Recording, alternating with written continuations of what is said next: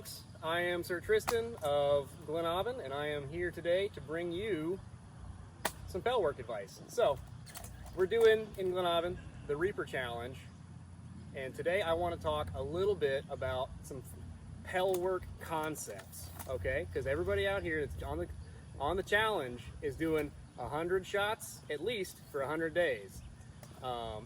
If you do the math, that's 10,000 shots. I want to make sure that everybody is doing these in a productive way and not a counterproductive way. So I'm going to start out with a classic new person / old person / all level fighters. This is a very traditional pell work practice. It's called the 1, 2, 3, 4, 5, 6. And I'm going to make the argument that it's not good practice.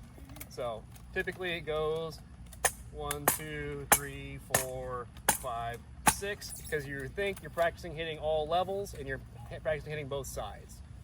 Okay, that's a good way to practice, except I contend that it's poor training on the pell, because what does your opponent have that this pell does not?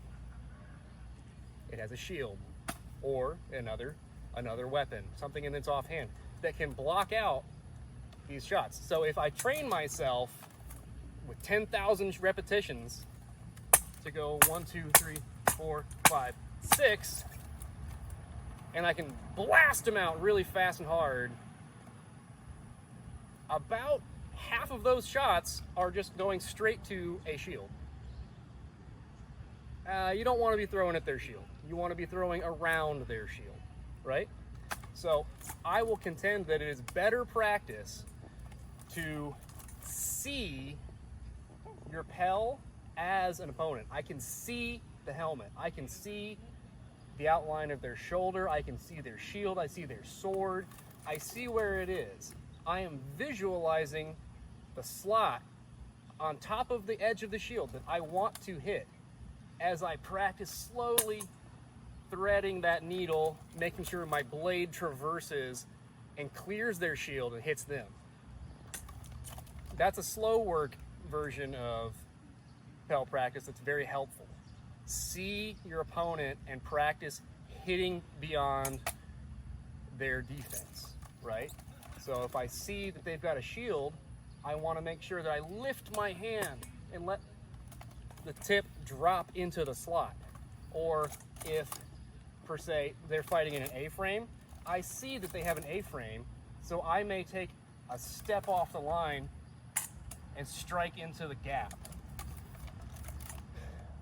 So I would like to begin now to show you my improved methodology of training these shots on the pell, right? So as I've said, we don't just want to bang, bang, bang, 1, 2, 3, or, would that be like, 1, 3, 6, however you count it. You don't want to just throw those because, somebody, let's say they've got a big shield and two out of the 3 of those shots aren't any good. The better way to train those shots would be, as I've contended, seeing your opponent, right? And so what I see with this opponent here is they've got a head, they've got a shield that's blocking this side out, and maybe I can hit the leg. So a shot that I might want to practice is getting over the shield edge,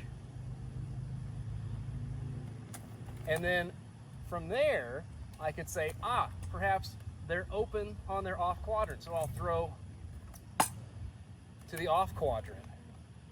Or perhaps as I throw here, I step in and throw a wrap to the leg, which is probably open because he's lifted his defense in response to my flat snap.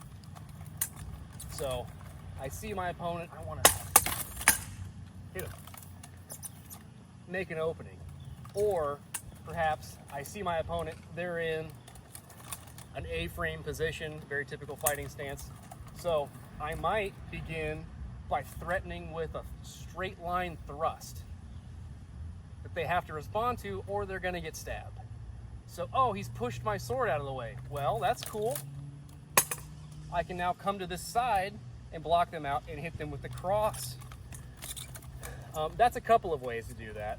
So what one of the things that you have to do is you have to see your opponent and then play out that engagement, right? So, okay, I see my guy has a big long shield again. So I go here, bang, he throws, and I block. And then I come back with a counter arm shot. That's a possible way to make use of that number 3 shot. It's a good shot.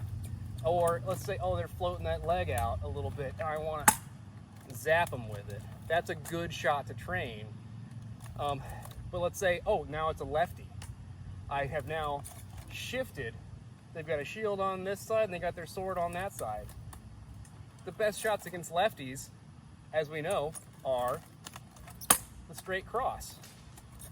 The straight cross and the body wrap, or the high counter arm wrap in response to a throw that they throw.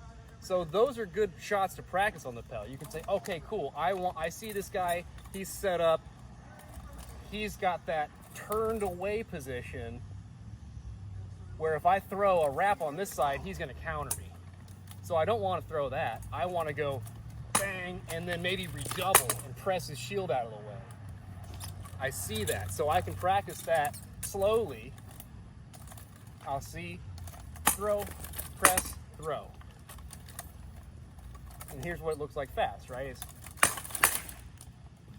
another, so here's another example, right? I got my lefty and they're leaning that foot forward and they go to throw the cross. So I want to pick it up. And look, that's a great opportunity to throw at our number 4 target here. But instead of throwing a straight shot and getting that rep, I want to throw a good wrap and get that rep. So I've got my lefty. I can throw crosses. I want to make sure I'm engaging my shield. I don't want to get counter shot. I can, oh, he's shifted. I can get that inside wrap, and I want to be guarding my hand with my shield. My arm is a big target against a lefty. So as I move, got to extend that.